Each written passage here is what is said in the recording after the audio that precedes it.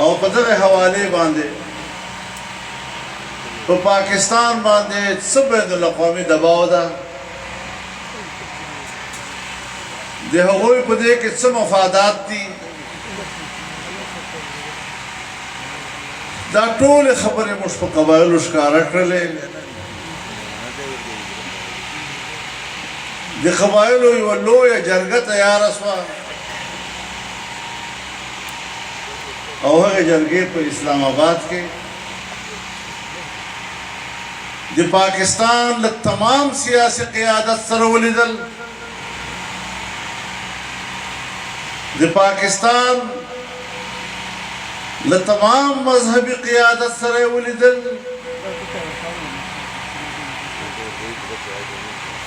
که قوم پرست جماعتونه وو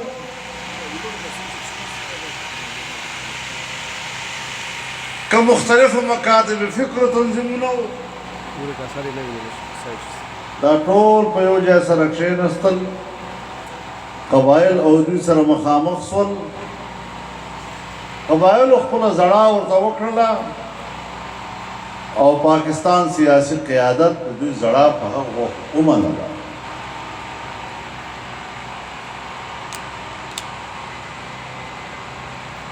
لیکن چونکه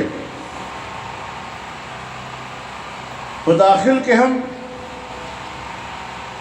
یو ریاستی دباو او بین الاقوامی دباو هم نه د پیپلز پارټۍ حکومت ورته ټینګېده او نه د مسلم لیگ حکومت ورته ټینګېده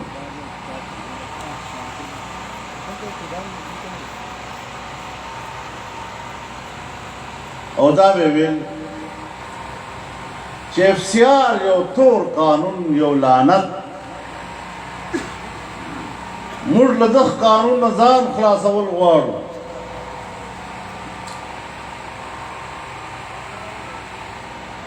او د پاکستان بندوبستي علاقه جوړېدل غواړو په دې باندې سیمینارونه هم وسلل موږ به هم کول او نورو پارټیو به هم کول دلایلو تبادله به هم کېدله خو په پاکستان کې له بدمرغه چې دلته طاقت دلیل ده دلیل نه ده دلیل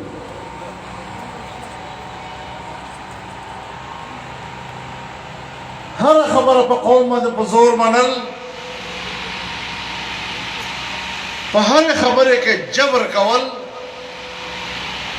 او بیا په قوم باندې مسلط کول او چې بیا کم خلک د قوم خیرخواهي هغه په دغه رنګ ورته پیښوي چې موږ خو تاسو شنو باغو طرف ته روان کړي دا خلک خو جوړه تاسو هغه خوشحاله مستقبل تباه کوي موږ نوجوان نسل ته هم دا سبق ور زده کړل موږ مشرانو ته هم دا خبر ور زده کړله په کالجونو په یونیورسټیو کې د موږ نوجوانان هغو هم دغه فکر او دماغ جوړ کړل چې ګنې موږ په یو ډېر خوشحاله مستقبل ته روان یو او دا خلک موږ له هغې پاته کول غواړي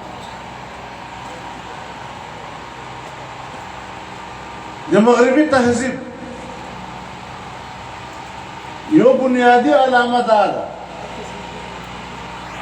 چې دا نسلونه جلا کړي او نوجوان نسل وایي چې مشرانو خپله عیاشي وکړله خپل عمر یې تېر کړ دی اوس زما مستقبل په بارې کې څه واک لري اوس په زه خپله فیصله په خپله کوم پلار یې ورته زاړي چې بچی په دغې لارې مه ځه دی ورته وایي تا خپل عمر تېر کړی ده ما ته لارې مه ښیه دا نه د اسلام تعلیم ده دا نه د پښتو تعلیم ده دا نه د قبایلو رواج ده چې ته یو نسل له بل نسل جلا کې دا د خپلې معاشرې نه یورپ جوړ کړه او موږ دا ایمان ده چې اولاد نوجوان هغه په خپلې فایدې او نقصان دومره نه پوهېږي لکه چې د ده پلار او نیکه د ده په فایده او مثال وکړي. هغه خپل تاوان قبلوي خو د اولاد تاوان نه قبلوي. که موږ هغه لوبې وکړلې چې موږ ته مغربي دنیا خویونه راګډ کړل او معاشره یې تقسیم کړله، دا نن چې په موږ باندې کومه دنیا حکومت کوي دا هغه مغربي ذهن ده چې نه د اسلام چیرې هوا په لګېدلې ده، نه د خپل وطن د معاشرې هوا په لګېدلې ده. بہرحال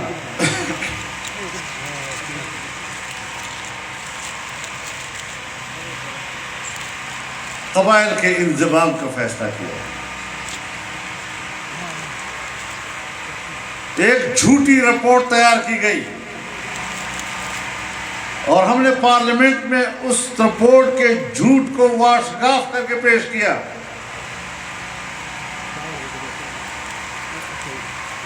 اور کوئی ان کے پاس جواب نہیں تھا. یہاں تک کہ حکومت مان گئی کہ ہم انضمام نہیں کریں گے.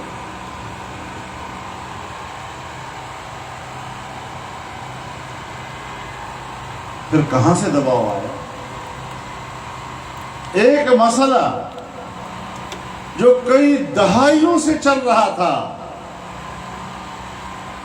اور گزشتہ 10 سالوں میں ملک کا ایک سب سے اولین اور متنازع مسئلہ بنا، ہر سطح پر اس پر بحث ہونے لگی اور یکدم سے اسمبلی میں آتا ہے، کوئی بحث اس پہ نہیں ہوتی، بغیر بحث کے قانون آتا ہے اور پاس ہو جاتا ہے اور کہتے ہیں ہم نے بڑا کمال کیا.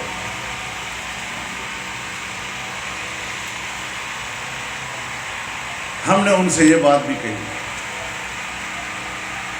کہ آپ اپنی رپورٹ میں خود کہہ رہے ہیں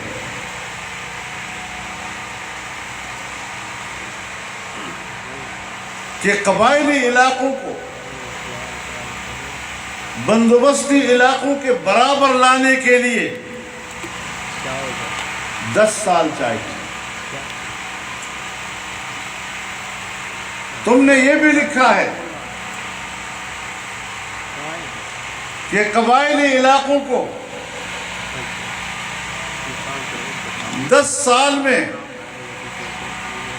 1000 ارب روپیہ دیں گے، ہر سال 100 ارب روپیہ، جس میں سڑکیں بنیں گی، اسکول بنیں گے، کالجز بنیں گے، ہاسپٹل بنیں گے، لوگوں کا معیار زندگی اوپر جائے گا اور پھر یہ سیٹل علاقوں کے برابر برابر آ جائیں گے اور مقابلے کے امتحانات میں قبائلی نوجوان یہ بندوبستی علاقے کے نوجوانوں کا مقابلہ کر سکے گا.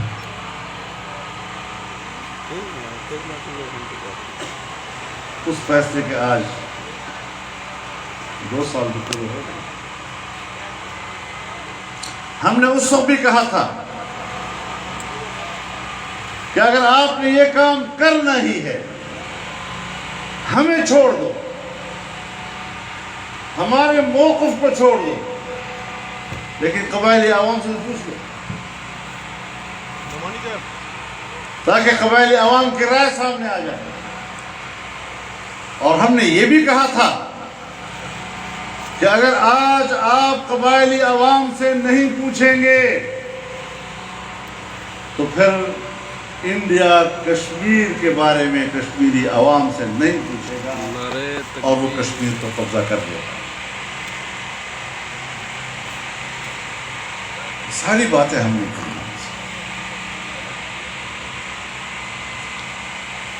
پاکستان میں قبائلی علاقوں کی فاٹا کی خصوصی حیثیت تھی، اس کا ایک اسپیشل سٹیٹس تھا. ہندوستان میں کشمیر کا ایک اسپیشل سٹیٹس تھا. پاکستان میں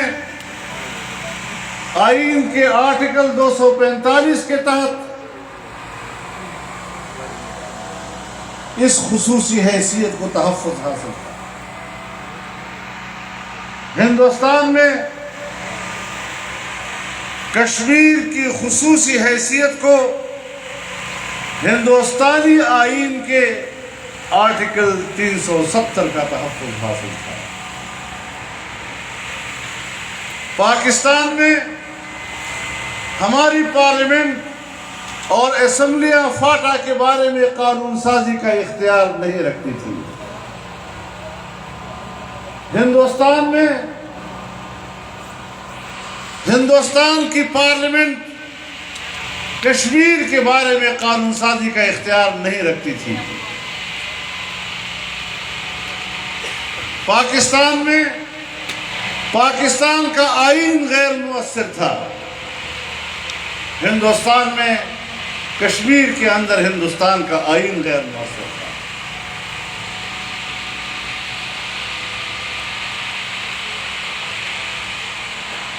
پاکستان میں فاٹا کا نظام صدر مملکت کے ہاتھ میں ہوا کرتا تھا اور بواسطہ گورنر کے وہاں کام چلاتا تھا۔ ہندوستان میں ہندوستان کے صدر جمہوریہ براہ راست کشمیر کے معاملات پر اختیار رکھتا تھا اور کشمیر کے وزیر اعلیٰ کی وساطت سے کام چلاتا تھا۔ برابر کے سٹیٹس تھی۔ ہم نے کہا کہ فرق ایک ہے کہ خطہ کشمیر کو بین الاقوامی دنیا متنازع کہتی ہے۔ فاٹا پہ ابھی یہ نام نہیں ہوا کہ یہ متنازع علاقہ ہے، لیکن شاید اس اقدام کے بعد یہ ڈیورل لائن کا تنازع کھڑا ہو جائے گا۔ لہذا خدا کے لیے آپ ان قبائل کو اور پاکستان کو اس مٹی سے دوچار نہ کریں۔ لیکن کر دیا اس کو خون درکڑ ہی کریں انضمام خون نہ چاہ کے کہنا ہو سے پیسے درکڑے چرے وہ سڑک جوڑ کر ہاں نستا یو سڑک نستا ریئیکشن نہیں ہوتا۔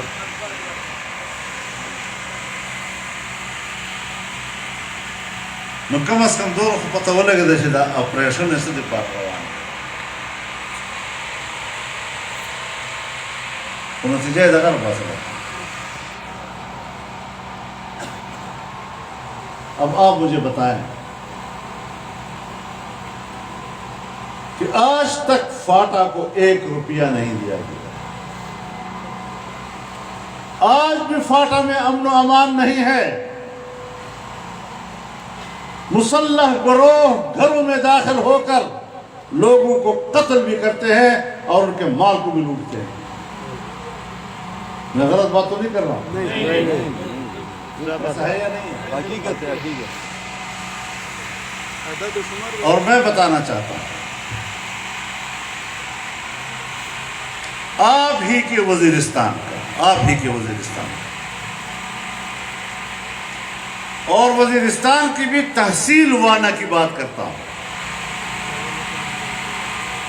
کہ 2007 سے لے کر 2017 تک کل قتل ہوئے ہیں 8 یا 10 اور 2017 کے انضمام کے بعد اب تک 150 لوگ قتل ہو چکے ہیں. یہ ہے وہ امن و امان جس کے بارے میں کہتے تھے کہ ہم تو فاٹا میں امن و امان کے لیے سب کچھ کر رہے ہیں. ایک تحصیل کی بات نہیں کی ہے، ایک تحصیل. اور یہی صورتحال پورے قبائل میں.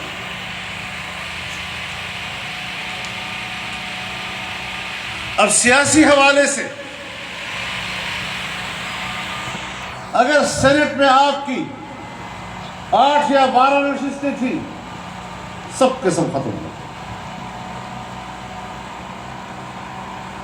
صوبے کے اسمبلی میں چند سیٹوں کے بدلے میں.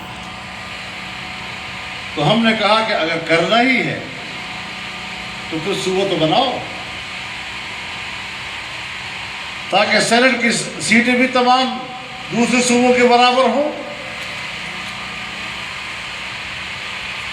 صوبائی اسمبلی بھی ان کی اپنی ہو، وزیر اعلیٰ بھی ان کا اپنا ہو، گورنر بھی ان کا اپنا ہو، اور NFC ایوارڈ میں ان کو وہی حصہ ملے جو دوسرے صوبوں کو ملتا ہے۔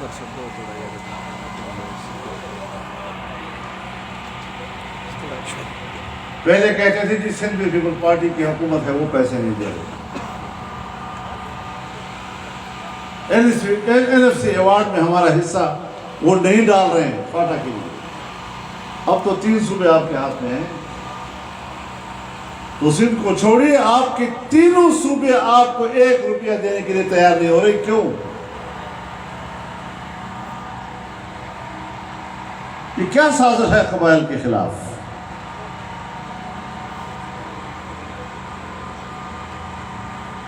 اب جب آپ نے انضمام کر ہی دیا ہے تو پھر ان کے ساتھ رویے بھی آپ کے قانون کے مطابق ہونی چاہیے۔ پھر جو لوگ اٹھائے گئے ہیں، لاپتہ ہیں، اداروں کے ہاتھ میں ہیں، ان کو تو قانون کے مطابق عدالت کے سامنے پیش کرو، اور جب دباؤ بڑھتا ہے تو پھر ہم دیکھتے ہیں کہ میدانوں میں، صحراؤں میں، روڈوں کے کناروں پر لاشیں پڑی ہوتی ہیں، تاکہ لوگ چپ ہو جائیں کہ بھئی ہمارے لوگوں کو مرنے نہ دو، کسی دن کو ذرا جائیں۔ یہ ایک آزاد ملک کی علامت ہے، یہ کسی آزاد ریاست کی علامت ہے، یہ باتیں۔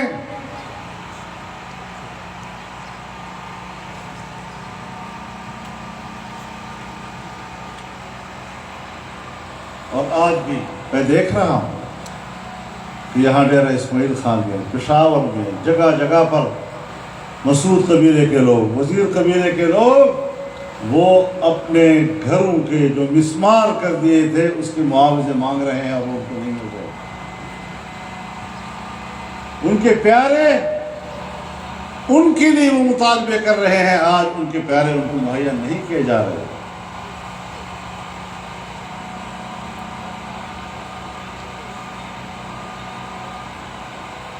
قبائل کے بارے میں بہت سے لوگ ہیں، ان کے حق میں جلسے بھی کرتے ہیں، مظاہرے بھی کرتے ہیں۔ مجھے اس سے جھگڑا نہیں ہے، لیکن بنیادی بات یہ ہے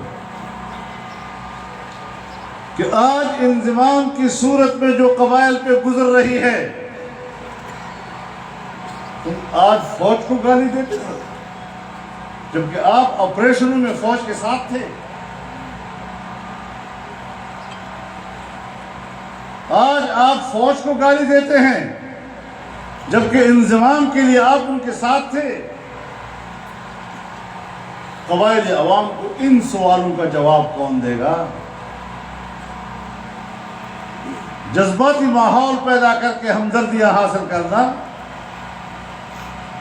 یہ نوجوان نسل کے لیے اسی طرح دھوکہ ہے جس طرح انضمام سے پہلے نوجوان نسل کو کہا گیا تھا کہ ہم آپ کو جنت کی طرف لے جا رہے ہیں، سب باغوں کی طرف آپ کو لے جا رہے ہیں۔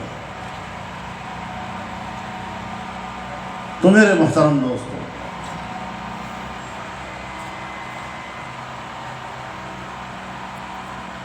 جو ملک میں ہو رہا ہے، کبھی سوچا تھا آپ نے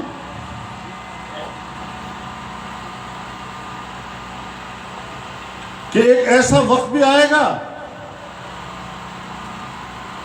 جب عام آدمی بھوکوں مرے گا؟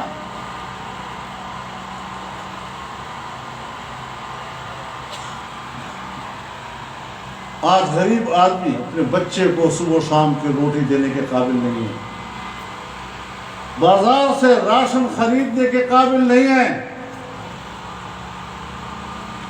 اور بہت سے لوگوں کو اسی بنیاد پر خودکشی کرتے دیکھا گیا۔ بچوں کا کرب ان سے نہیں دیکھا جا رہا.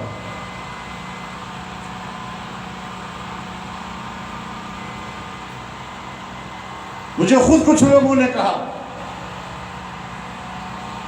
کہ ہم اسلام آباد آنے کو تیار ہیں، اپنے بچوں کو لے کر آئیں گے اور ہم کتبہ لگائیں گے کہ بچے برائے فروخت، ہم اپنے بچوں کو روزی نہیں دے سکتے.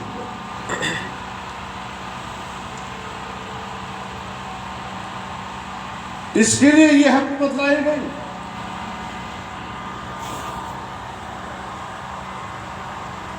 تو ہم نے بجا طور پر کہا تھا کہ یہ حکومت ناجائز ہے.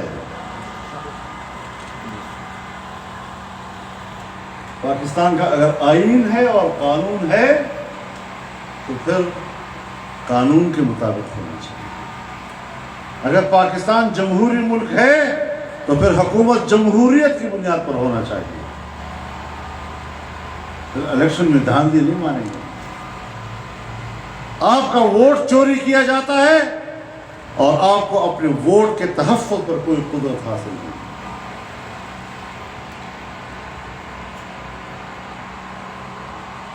آپ ایک بکسے میں ووٹ ڈالتے ہیں، ووٹ دوسرے بکسوں سے نکال کر گنا جاتا ہے.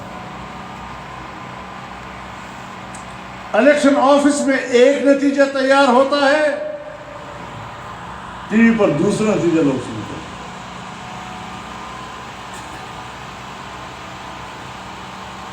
یہ الیکشن ہوتی ہے.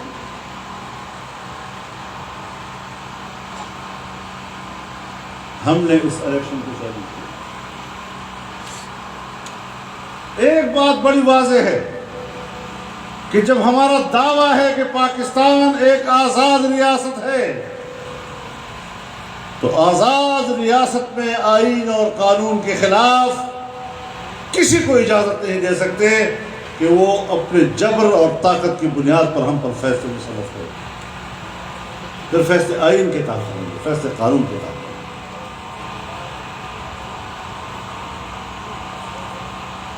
پورے پاکستانی قوم کو غلام تصور کیا جاتا ہے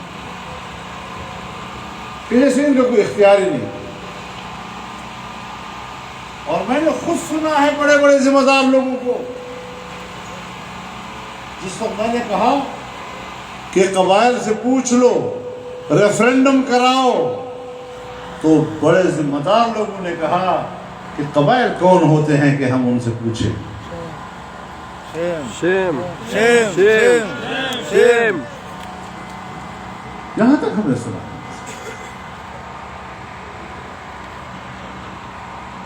تو سیاسی طور پر آپ کے ساتھ یہ ہوا، مالیاتی طور پر آپ کے ساتھ یہ ہوا کہ آج تک بھی آپ کو بجٹ کے ذریعے سے بھی 1 روپیہ نہیں دیا جا رہا. آئندہ بھی کوئی امید نظر نہیں آ رہی.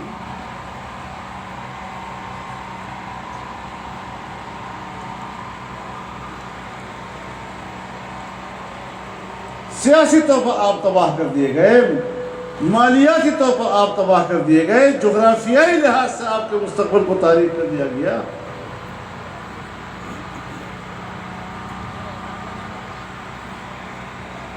کس کس بات کو ہم روئیں؟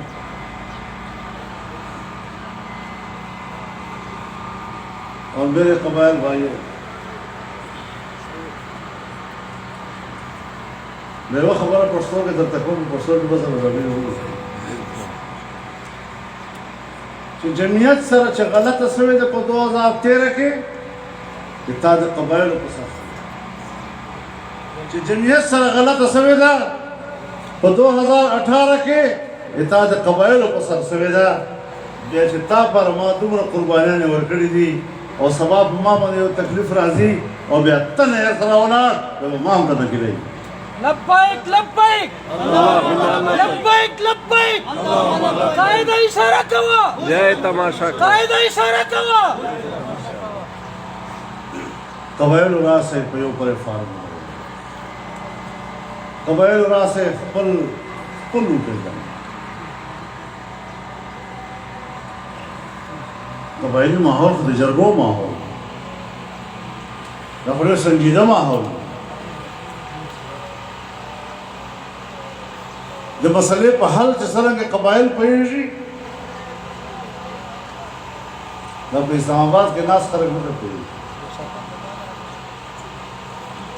دا سړی چې ده اول ما ورته ویل دا ناجایز ده بیا چې کارکردګي ښکاره شوه چې پیسه هم پرېوته ګراني هم زیاته شوه تر حده زیاته شوه بارنی امدادونه ورباندې بند شول له یار دوست نه فارغ شلو بیا موږ ورته ویل دا اوس نه اهله اوس چې پرونه کومه خبره کړې ده نو ما ته جاهل هم ده الله اکبر الله اکبر که جاهل نه وای دا خبره پړه لیکه سړی نه شي دغه مخلوق موږ په سر ناست ده او موږ د برداشت کوو او زه ډېر بحث کولی نه شم ولې چې ما ته خپله حیا اجازت نه راکوي چې په دې خبرو خلک باندې بحث وکړم داسې کردار یې د سړی یادولی نه شي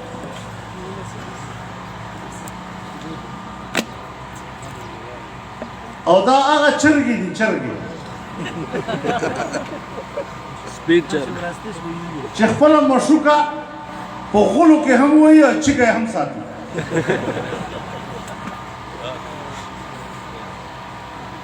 هغه خلک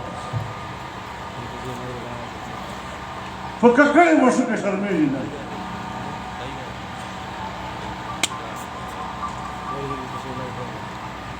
اوس دوی ته دا پته نشته چې موږ یو هغه خلک او الحمدلله الله موږ ته دغه همت راکړی ده چې موږ یو هغه خلک چې له وخته نه خپل سر په تلیو چې ګرځوو ته چشایي او تا به دا دمکۍ چشایي او تا به دا سیاست نعرہ تکبیر نعرہ تکبیر قائد جمعیت مولانا فضل الرحمان قائد جمعیت مولانا فضل الرحمان لکه حضرت حسین چې د یزید په لاس بیعت نه کاوه فضل الرحمان دغسې د عمران په لاس اول یې د بیعت نه ده کړی قائم تیری جرأت کو سلام قائم تیری جرأت کو سلام سلام او د تا ناجایزه اقتدار ختمولو لپاره چې له ما هر څه پوره یې کوم دی د آیین او د قانون په دایره کې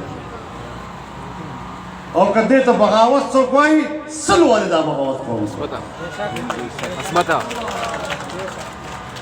نعرہ تکبیر نعرہ تکبیر قائد ملت اسلامی حضرت مولانا فضل الرحمان سلیکٹڈ وزیر اعظم گو عمران گو دوی ته دا پته نشته چې زه د هغو پلارو نیکو اولاد یم چې په بلې روب اچولی ده او خپله د چا روب نه ده قبول کړی موږ وپېژنو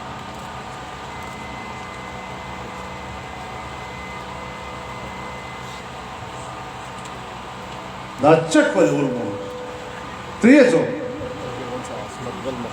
د ناجایزه اقتدار په سر باندې خلکو ته دمکیانې ورکړې بې غیرته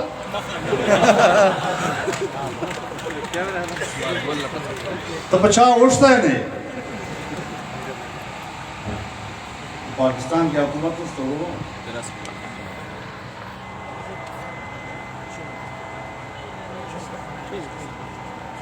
په پاکستان کې نن هم ماشاءالله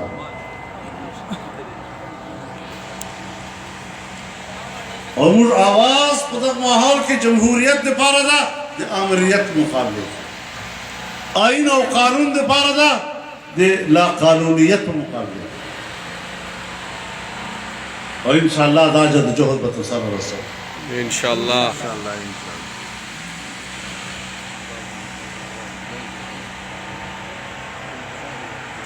په پاکستان کې موږ 14 میلیون معاشونه وکړو په هغو کې د عوامو شرکت تاریخي شرکت بیا په آزادي مارچ کې د تمام پاکستان خلکو شرکت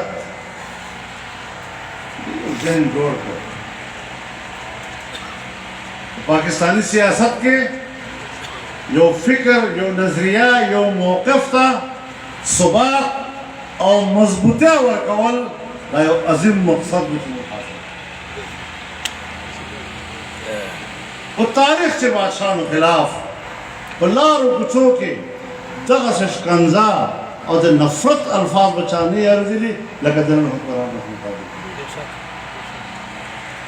دا د جمعیت علماء اسلام د ابو جلیل مارچو د علامه مات برکت